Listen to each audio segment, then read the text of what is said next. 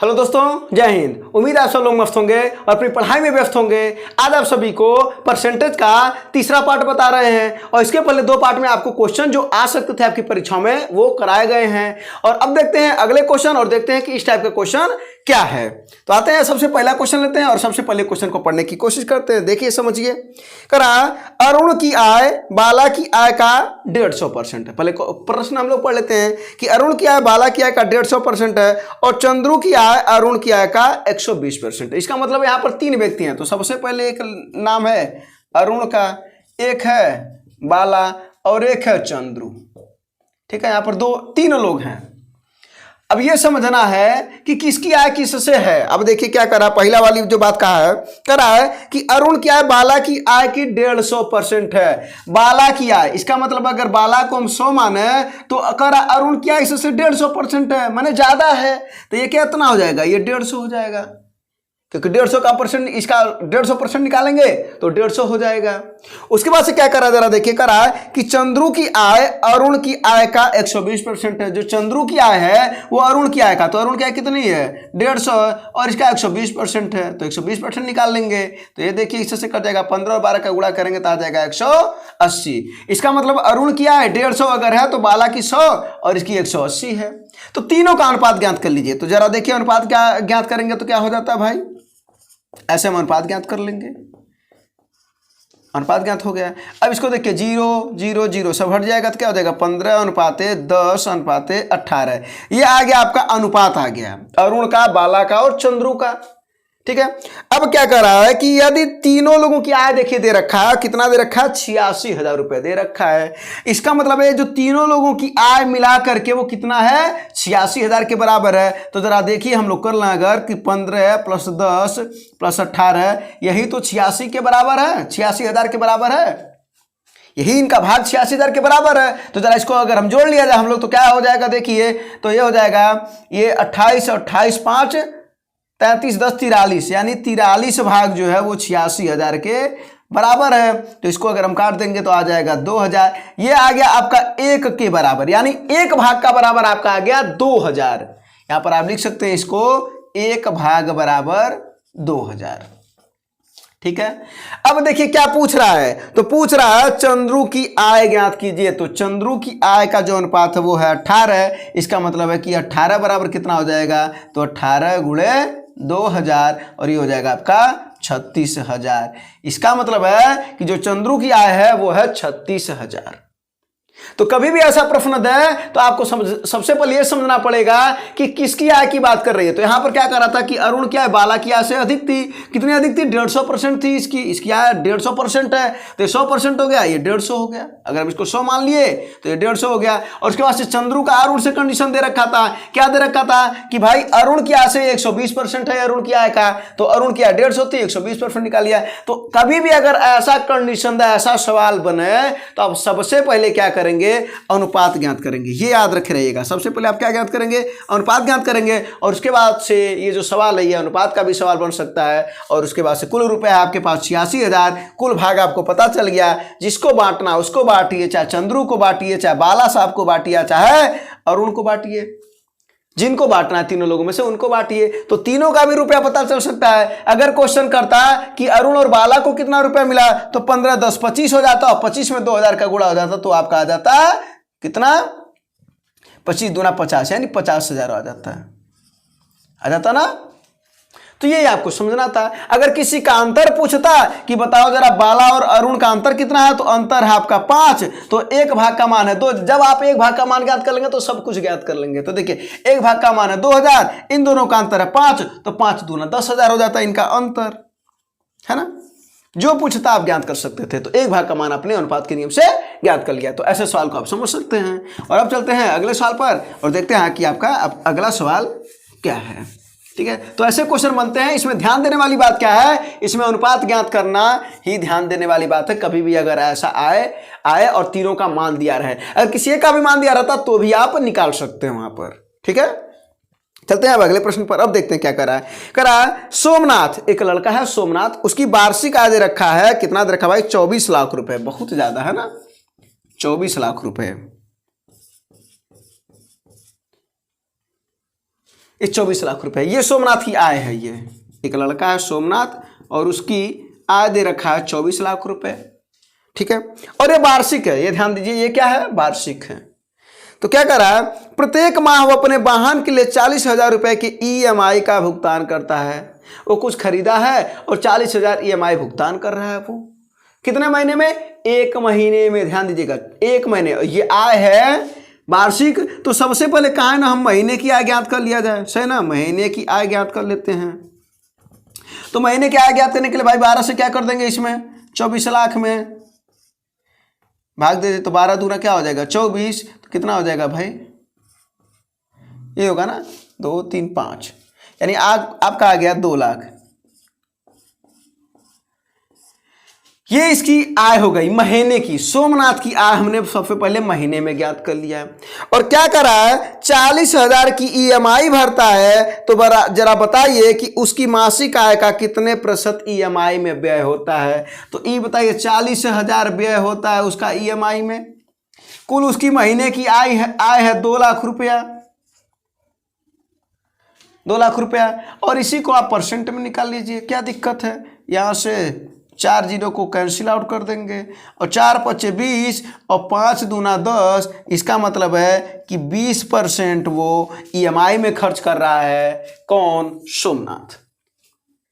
Clear है। तो आपको यहां पर समझना क्या था कि ये दिया था वार्षिक आय और महीने जो हम EMI भर रहे हैं वो महीने में भर रहे हैं। तो हमें महीने की आय तो पता करनी थी, हमने महीने की आय ज्ञात कर लिया और उसके बाद से 40,000 भर रहे थे, 2 लाख हमारी आय है, हमने परसेंटेज में निकाल लिया, हमारा आंसर आ गया 20%। तो ये आपको समझना है। वरना कभी कभी होता क्या है कि हम इसी आय पर, वार्षिक आय पर ही EMI निकाल लेंगे। कहाँ है भाई, महीने की EMI भर रहा तो महीने की हम आय पर ही निकालेंगे। जैसे आपकी सैलरी जब लगेगी तो ऐसे आप भी जो चाहेंगे वो कर सकते हैं, ठीक है। बैंक आपको लोन दे सकता है, आप और भी चीज़ें खरीद सकते हैं, अपनी गाड़ी खरीदिएगा, जो मर्जी आपको खरीदिएगा, है ना। जब सैलरी आएगा तो आपको दिमाग भी कई आएंगे। जब हाथ में रुपया रहता है ना तो कहा जाता है ना, तो दिमाग भी काम करता है। चलते हैं तो अगले प्रश्न पर आते हैं और अगला प्रश्न देखते हैं। हाँ देखिए, अगला प्रश्न क्या है, करा है औसतन मीनू अपने मासिक वेतन का 15% खरीदारी रेस्तरां और मॉल में जाने का उपयोग करती है। एक लड़की है जो कहाँ जा रही है, खरीदारी कर रही है, रेस्तरां में, मॉल में, वहां पर जा रही है। कितना % खरीदारी कर रही है, 15% वो औसतन खर्च कर रही है, ठीक है। यहाँ पर फिर क्या कर रहा है, शेष 40% घर के खर्च में उपयोग हो जाता है। यानी जो 40% है ये घर के खर्च में, घर का खर्च है ये, ठीक है।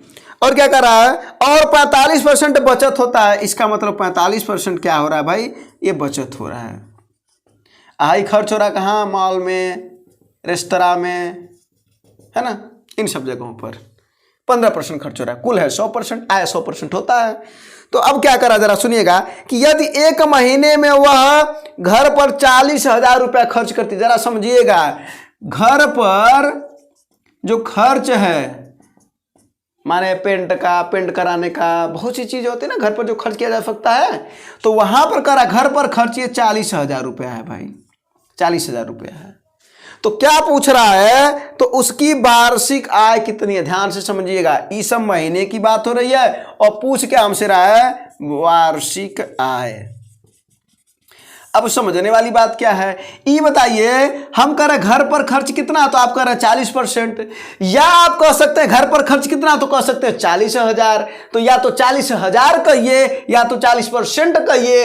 बात कही हुआ कि नहीं हुआ, बोलिए हुआ ना। तो इसका मतलब आप कह सकते हैं कि 40% बराबर 40,000। बोलिए गलत बोल रहे हो तो इसका मतलब है कि ये इससे कट जाएगा और आ जाएगा आपका 1,000। इसका मतलब 1% बराबर आपका आ गया 1,000। बोलिए आया कि नहीं आया। और जब 1% आ गया 1,000, तो जो आपकी वार्षिक जो महीने की आय है वो 100% होती है। तो वो कितना हो जाएगा भाई, वो हो जाएगा आपका 1 लाख। 3 जीरो और ये 2 जीरो। बोलिए हो जाएगा कि नहीं हो जाएगा। अगर 1%, 1000 के बराबर है तो 100% हो जाएगा 1 लाख, और यही 1 लाख आपका क्या है, महीने की आय है। लेकिन आपको क्या करना है, वार्षिक आय पूछ रहा है, तो एक वर्ष में कितने महीने होते हैं, 12 महीने। तो इसी में अगर 12 का गुणा कर देंगे तो आपका 12 लाख रुपए आ जाएगा कि नहीं आ जाएगा, आ जाएगा ना। अगर 12 का गुणा कर देंगे तो आपका जो आंसर हो जाएगा वो कौन सा हो जाएगा भाई, वो हो जाएगा आपका ऑप्शन नंबर सी। देखिए 12 लाख वो हो गया आपका। तो इसमें बस ये समझना था कि प्रश्न तो देखने में बहुत बड़ा लग रहा था, लेकिन समझना क्या था, 15% यहाँ पर खर्च कर रही थी, 40% घर पर खर्च कर रही थी, 45% बचा रही थी, और जो घर पर खर्चा है वो रुपए में दे रखा था, उसी को आपने बराबर कर दिया और 1% का मान ज्ञात कर लिया। आज जब 1% का मान ज्ञात हो गया तो आपको महीने की आय ज्ञात हो गई। आज जब महीने की आय ज्ञात हो गई तो 12 का गुणा कर दिया आपने और आपका आंसर आ गया वार्षिक आय, जो कि पूछ रहा था, और वही आपका आया 12 लाख रुपए। यानी 12 लाख रुपया महीना कमा रहा है, अरे सॉरी सालीना कमा रहा है 12 लाख, और 1 लाख रुपया महीना, बहुत तगड़ा कमा रहा है ना।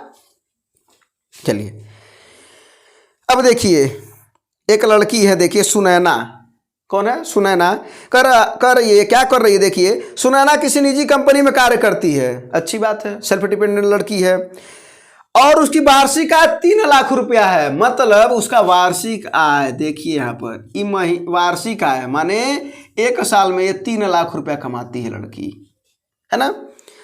उसके पास एक नई और एक पुरानी गाड़ी है, एक नई गाड़ी है, इसके पास एक गाड़ी है, एक है नई और एक है पुरानी, ठीक है। और यहां पर जरा ये भी देख लेते हैं कि 3 लाख रुपया है, तो 3 लाख रुपया वार्षिक है। अगर हम महीने की आय निकालना है, महीने की आय, तो हम क्या कर लेंगे भाई, 12 से भाग कर देंगे। बोलिए कर देंगे कि नहीं, कर देंगे। और 12 से इसका क्या हो जाएगा, 12 दूना 24 और 6 12 25 60, इसका मतलब आपका आ गया 25,000। ये 25,000 रुपया महीना कमा रही है, ठीक है। तो आपका है, या वो जो सुनैना नाम की लड़की है, या कह सकते हैं आपकी वार्षिक आय उसकी 3 लाख है, या आप कह सकते हैं कि 25,000 रुपया महीना कमा रही है। बोलिए ये क्लियर है।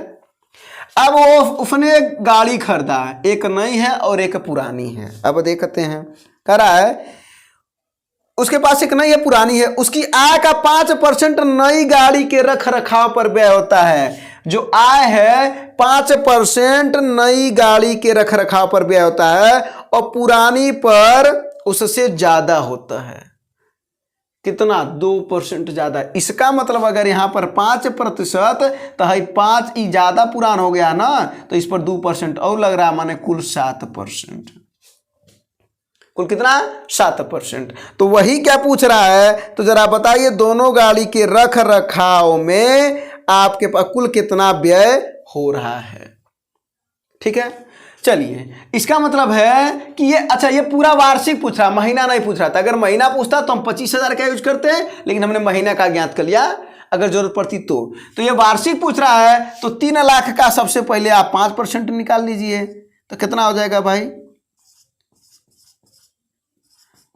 5% निकाल लेंगे तो 5 ज्यादा लिख दिए हैं ना, काई दहाई छकड़ा 1000 तो फिर लाख। हाँ अब कितना हो जाएगा, 3 पचे 15,000।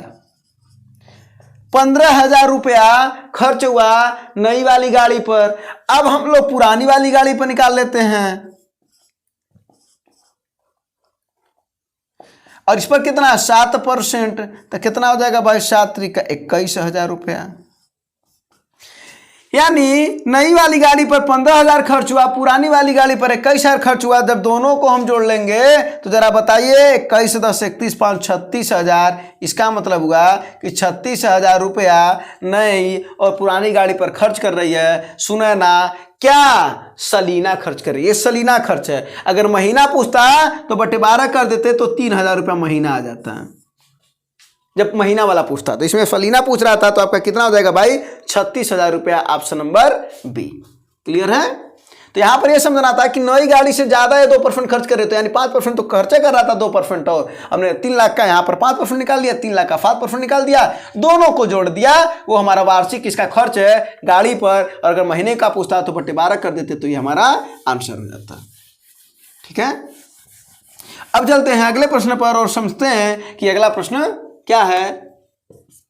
अगला प्रश्न क्या है, हाँ जरा देखिए अगला प्रश्न क्या है। कह रहा कि औसतन प्रमोद अपनी कार में पेट्रोल भरने के लिए अपनी मासिक वेतन का 10% यूज करता है, यानी पेट्रोल में खर्च कर रहा है 10%। हाँ खर्चा तो बढ़ ही रहा है ना, तो पेट्रोल में 10% खर्च कर रहा है, शेष 80% घरेलू कामों में खर्च करता है, माने घरेलू काम कर रहा है और इसमें 80% खर्च कर रहा है, और 10% वेतन बचा भी लेता है ना। कमा रहा तो भाई बचीबा करेगा, जो नहीं कमाएगा वो कहाँ से बचाएगा, है ना।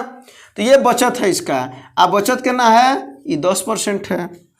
अब क्या पूछ रहा है, यदि मासिक आधार पर, किस पर, मासिक आधार पर वह घर के काम पर 24,000 रुपया खर्च करता है तो वार्षिक आय बताइए। तो सबसे पहले मासिक की बात कर लें, तो जरा देखिए ये कर रहा है घर के काम पर यानी घरेलू काम पर ये कितना खर्च कर रहा है, 24,000 रुपया, यानी 80% बराबर ही 24,000 रुपया। बताइए है कि नहीं है, तो हम 80% बराबर 24 लिख सकते हैं, यानी 80 बराबर 24,000। तो 100% निकाल लीजिए तो क्या हो जाएगा भाई, 24,000 गुणे 100/80 हो जाएगा कि नहीं हो जाएगा, 8 त्रिक का 24 हो जाएगा, और ये आपका आ गया 30,000। कितना आ गया, 30,000। इसका मतलब हुआ कि जो महीने की आय है वो उस व्यक्ति की, जो लड़का है उसका है 30,000। कितनी है, 30,000। और क्या पूछ रहा है, पूछ रहा है सलीना, तो इसमें 12 का गुणा कर देंगे तो 12 यहाँ 36 हो जाएगा, तो 3,60,000 आ जाएगा कि नहीं आ जाएगा। तो 3,60,000 रुपया वो सलीना कमा रहा है, ऑप्शन नंबर पहला। क्लियर है, तो बस ये पूछ रहा था। तो अब ऐसे सवाल आपको समझ में आ गया, और इसके पहले वाला सवाल बताए हैं। तो यहां पर ये बात किसका कर रहा था कि 80% घरेलू पर खर्च कर रहा है, और वही रुपया दे रखा था 24,000, और हमने 80% को 24,000 कर दिया, तो 100% हमारा आया 30,000, और यही 30,000 हमारा मासिक आय है। और वही क्या करना, सलीना ज्ञात करना, तो गुणे 12 कर दिया, 3,60,000 उसकी कमाई है, कितने, 1 साल की। और यही आपकी सैलरी भी है। अगर आपका जो वर्दी का सपना है अगर आपका पूरा हो जाएगा तो आपकी यही सैलरी है। ठीक है, 3,60,000 आप भी 1 साल में कमाएंगे अगर जिद्दी हैं तो। ठीक है ना, तो ये कहा जाता है। ठीक है, और कहा जाता ना कि पढ़ो तो हद कर दो वरना प्रोग्राम रद्द कर दो, तो ये ध्यान देना है। चलते हैं अगले प्रश्न पर और समझते हैं कि अगला प्रश्न क्या है। देखिए खूब बड़ा सा दिख रहा है ना प्रश्न, जरा देखिए। कह रहा सुमन एक कृषि भूमि की मालकिन है, अच्छी बात है भाई, उसके नाम पर कृषि है, खेती है, अच्छी बात है ना, वुमेन एम्पावरमेंट है। तो कह रहा उसने इसे 1/3 पक्ष को 5 वर्ष के लिए पट्टे पर दे दिया है। मतलब सुमन ने कहा कि लो भैया 5 वर्ष के लिए हम तुम्हें पट्टा पर दे देते हैं, 1 साल के लिए नहीं 5 साल के लिए, जाओ पट्टे पर ले लो, अच्छी बात है। इस पट्टे से आय के अलावा वो प्रति वर्ष 6 लाख रुपया वेतन भी पाती है। कितना पाती है, उसका वेतन कितना है, 6 लाख। जरा बात समझिएगा, मतलब कि वो वेतन पाइबा करती है और उसके पास भूमि है और पट्टे पर दी है, पट्टे पर दी है, तो जाहिर सी बात है पट्टे पर दी है तो उसका भी कुछ रुपया होगा। तो 6 लाख रुपया तो सलीना कमा ही रही है, पट्टे पर दी है उससे भी कुछ कमाई हो रहा है। जरा आइए देखते हैं किससे क्या कमाइया हो रहा है।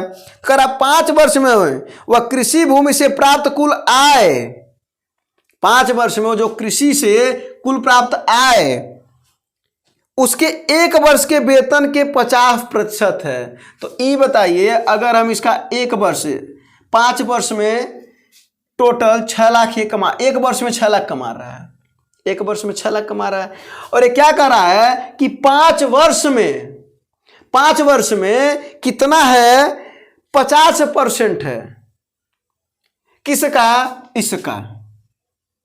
ठीक है, तो क्या कर लेंगे जरा देखिए, 1 वर्ष में हम देखा जाए तो कितनी इसकी सैलरी हो जाएगी 1 वर्ष में, तो 6 लाख उसमें बट्टे 5 से भाग दे दीजिए तो कितना हो जाएगा भाई 5, ये हो जाएगा आपका 1,20,000, 2 सैकड़ा हजार 10 लाख, 1,20,000, यानी वो एक साल में 1,20,000, लेकिन इसका 50% यानी 1,20,000 का 50% निकाल लेंगे तो कितना हो जाएगा ये 60,000 का, 2 सैकड़ा हजार 10,000, 60,000। अब बात समझिए, इसका जो वेतन है वो है 6 लाख रुपया, लेकिन जो पट्टे से कमा रही है वो एक वर्ष में इसका 5वां भाग, माने 5 वर्ष में कमा रही है तो हमने एक वर्ष में निकाल लिया, तो एक वर्ष में उसका 1,20,000 और वो 50% है तो आया 60,000, तो 6 लाख ऑलरेडी पहले ही से है और 60,000 और जुट गया, तो आपका आंसर क्या आ जाएगा 6,60,000। बोलिए आ जाएगा कि नहीं? तो आपका जो ऑप्शन हो जाएगा वो हो जाएगा ऑप्शन नंबर बी 6,60,000। बस अब प्रश्न देखने से खूब बड़ा लग रहा होगा, तो बस इसको समझना क्या था कि वो जो 5 वर्षों में दिया गया था हमने एक वर्ष में निकाल लिया, एक वर्ष में उसकी कमाई आ गई 1,20,000, उसी का हमने 50% निकाल लिया और वही पट्टवा इसी उसकी आय में जोड़ दिया, उसका कुल आय निकल गया 6,60,000, है ना। बस ऐसे ही प्रश्न देखने में खूब बड़े बड़े लगते हैं और स्क्रीन पर जब आप देखते हैं, जब ऑनलाइन आपका एग्जाम होता है तो जल्दबाजी में छोड़ देते हैं, लेकिन कुछ जैसे उत्तर प्रदेश कांस्टेबल तो ऑफलाइन एग्जाम होता है, लेकिन वहीं पर जो हेड रेडियो ऑपरेटर आया है, असिस्टेंट ऑपरेटर आया है, वर्कशॉप स्टाफ आया है, तो ऑनलाइन एग्जाम है, ठीक है। तो स्क्रीन पर जब हम क्वेश्चन देखते हैं ना तो ये क्वेश्चन हमसे छूट जाते हैं, तो उसकी प्रैक्टिस आप कर लीजिए, क्योंकि एक एक नंबर बहुत ही कीमती है। एक नंबर हो सकता है आपका 1 साल बर्बाद कर दे, तो ये आपको समझना पड़ेगा एक एक नंबर की कीमत। चलते हैं अगले प्रश्न पर। अब देखिए अगले टाइप का प्रश्न आ गया, कह रहा 1 घंटे का 1 मिनट 12 सेकंड कितना प्रतिशत है? तो 1 मिनट 12 सेकंड, 1 मिनट और 12 सेकंड, तो चलिए इसको कुल सेकंड में बदल देते हैं। तो ये हो गया 60 minute 60 second plus 12 equal to हो गया 72 सेकंड। बोलिए हो गया कि नहीं? और क्या करा 1 घंटे, तो 1 घंटे में कितना होता है भाई? 1 घंटे में होता है 60 × 60 यानी 3600 सेकंड गुणे 100 प्रतिशत निकालना है। निकाल लीजिए कितना हो जाएगा ये 6 36 दूना 72 2%। ऐसा क्वेश्चन तो बताया गया आपको, है ना। तो क्वेश्चन क्या था कि 1 मिनट 12 सेकेंड कितना भाग है 1 घंटे का? तो 1 घंटे में 3600 सेकंड होते हैं और ये हो गया 72 बटे 3600 गुणे 100 इक्वल टू उत्तर आ गया आपका, आंसर आ गया 2%। कितना आ गया? 2% इस प्रश्न का आंसर हो गया। अब चलते हैं अगले प्रश्न पर। हाँ ये देखिए, ये हम कल बताए थे आपको परसेंटेज, लास्ट में हम आपको बताए थे भाग के बारे में कि भाग आपको याद होना चाहिए। अगर वो याद रहा तो आपका आंसर ऐसे देख करके लगा सकते हैं। जैसे देखिए इस प्रश्न का आंसर कर रहा है कि किसी संख्या का 8वां हिस्सा उसके कितने प्रतिशत के बराबर है? तो 8वां हिस्सा का मतलब होता है 1/8 और 1/8 को हमने आप कल ही बोला था 1200 1/2 लिखते हैं, या इसी को लिख सकते हैं 12.5%। ये याद है? बताया थे ना।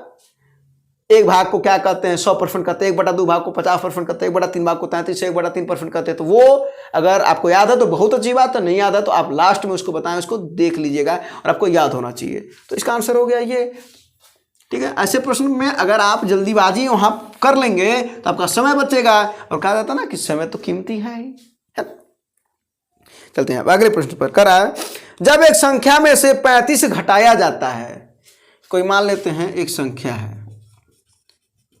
x है, तो कह रहा है इसमें से 35 घटाया जाता है। भाई 35 घटा दो तो क्या होता है जरा देखिए, तो वह घटकर स्वयं का 80% रह जाती है। वह स्वयं का कितना रह जाती है? 80% रह जाती है। रह जाती का मतलब होता है बराबर है। तो इसका भाव फिर से समझिएगा, इस प्रश्न का भाव आखिर ये कहना क्या चाह रहा है? कह रहा है कि कोई संख्या में से जब 35 घटाया जाता है तो अपने स्वयं का 80% रह जाती है। ये क्लियर हो गया? तो इसी को सॉल्व कर लिया जाए जरा। तो क्या हो जाएगा भाई? x गुणे 80/100 हो जाएगा, और ये क्या हो जाएगा? इससे से कट जाएगा, 2 चौको 8 2 5 10, और ये उधर चला जाएगा, इसको इधर लेते आए तो x, और ये प्लस है तो माइनस हो जाएगा ना, तो 4x/5 बराबर ये उधर जाएगा तो 35 के बराबर हो जाएगा। तो 5x में से 4x जाए x, और x/5 बराबर हो जाएगा आपका 35, और यही इधर जब जाएगा तो कितना हो जाएगा? हो x की वैल्यू 5 गुणे 35, तो कितना हो जाएगा 5 × 5 = 25, 2 × 5 = 15, 2 = 17, 175। ध्यान से समझिएगा, यानी एक जो संख्या है वो आई 175, लेकिन पूछ क्या रहा है जरा ये तो देखा जाए, क्योंकि हम यही करते हैं जब सवाल आता है तो बहुत बार ऐसा होता है, अगर ऑप्शन में 175 दिया होता हो, ऐसे खैर दिया तो नहीं है, लेकिन अगर ऑप्शन में 175 देता है तो हम जल्दीबाजी के चक्कर में 175 को ट्रिक कर देते हैं और हम भूल जाते हैं कि वो पूछ क्या रहा था। तो जरा देखिए पूछ क्या रहा था कि इस संख्या का 4/5 क्या होगा, तो हम 175 का 4/5 भाग निकाल देंगे। तो अब देखिए 5 × 3 = 15 हो जाएगा और 2 × 5 = 25 और ये हो जाएगा 35 चौको 140। पूछ ये रहा था, तो इसका आंसर हो जाएगा 140, ऑप्शन नंबर सी। अगर 175 देता तो आप 175 मार देते। तो इस प्रश्न को हम बस इस वजह से आपको बताए हैं, आपको ये प्रश्न पता है और ये लाइन समझ में आनी चाहिए। तो प्रश्न पता है, बस इसका एक रीजन है कि कई बार ऐसा होता है कि हम लोग जब एग्जाम हॉल में जाते हैं तो वहां पर क्या करते हैं, गलती कर देते हैं और जल्दबाजी के चक्कर में ये पहला ऑप्शन दिया भी रहता है 175 मार देंगे, चले जाएंगे, ठीक ना। इस बार बहुत से ऐसे लड़के हुए जो उत्तर प्रदेश दरोगा का एग्जाम दिए, उन्होंने बताया कि जो मैथ के जो क्वेश्चन है वो पूछ जो रहा था वो इसी टाइप के कई क्वेश्चन थे, आ रहा था ये और जल्दीबाजी के चक्कर में सब लोग आंसर मार दे रहे थे, लेकिन अंत में पूछ दे रहा था उसका 2/3 भाग क्या होगा, उसका 10% क्या होगा, उसका 9% क्या होगा, ऐसे क्वेश्चन और वो बहुत ध्यान देने वाली बात है। वरना कुल आपका बना बना काम सोचिए, कुल पूरा सवाल आपको आ रहा, पूरा सवाल देखिए जरा सा, यहां तक आपको आ रहा है, लेकिन पूछ रहा था 4/5 भाग, केवल इतनी की वजह से आपके 2 मार्क जो मिलने थे वो तो जइबा करेंगे, साथ साथ में अगर इसकी निगेटिव मार्किंग होगी तो वो भी चला जाएगा 0.66, अगर चौथाई मार्क रहा तो,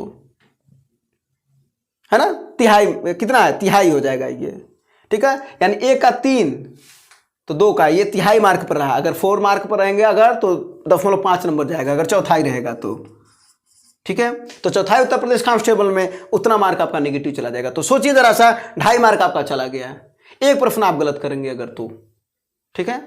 अगर एक प्रश्न 2 नंबर का है तो बस ये गलतियां आपको नहीं करनी है और इन्हीं को आपको सुधार करना है, क्योंकि अक्सर करके बड़े सवाल को तो हम समझ लेते हैं, लेकिन कई बार ऐसे होते हैं जो छोटे सवाल को नहीं समझ पाते हैं और वहां पर हमसे दिक्कत हो जाता है, ठीक। तो आइए अगला प्रश्न समझते हैं और देखते हैं ये क्या कर रहा है। कह रहा है किसी संख्या को 45% बढ़ाने पर वह 725 हो जाती है। मान लेते हैं वो संख्या x है और इसी संख्या का 45% बढ़ा दिया जाएगा, इसका मतलब वो संख्या का 45% इसमें हमने जोड़ देंगे तो कह रहा है 725 आना चाहिए। तो जरा इसी को सॉल्व कर लिया जाए। तो जरा देखिए, इसके बटे 1 है तो 100 हो जाएगा एलसीएम आपका, और यहाँ पर हो जाएगा 100x प्लस 45x बराबर 725 के, तो ये हो जाएगा 145x बराबर 725 गुणे 100 हो जाएगा। तो ये कितनी बार में कटेगा जरा देख लीजिए, ये कितनी बार में कटेगा, 5 5 × 5 = 25, 2 5 × 20 2 22 और 5 × 5 2 7, 5 बार में कट जाएगा ये। इसका मतलब होगा x का मान आ गया आपका 500, यानी वो संख्या क्या होगी 500। जरा देखते हैं क्या पूछ रहा है, करा वो संख्या ज्ञात करिए, यही 500 है। और अगर वही कह देता संख्या का 2/5 भाग ज्ञात करिए, तब हम क्या करते, तो 500 का 2/5 निकालते और ये आता है 200। तो यहां पर तो नहीं पूछा तो आंसर आ गया, लेकिन अंत में धीरे से बोल देता है उसका 2/5 ज्ञात करिए, तो वो 200 आंसर होता ना। इसी वजह से हम इसको बता रहे हैं ताकि आपको ये जरूर पता रहे कि अंत में वो सवाल पूछ क्या रहा है, ये सबसे ज्यादा जरूरी है जानना, तो उसको आप ध्यान दिया करिए। तो इसका आंसर आ गया 500, ठीक है। वो संख्या के बारे में पूछ रहा था। तो दोस्तों यही आपके प्रश्न थे, लास्ट हो गया। अब बाकी जो और भी क्वेश्चन हैं वो आपको आगे करा दिए जाएंगे। धन्यवाद, जय हिंद।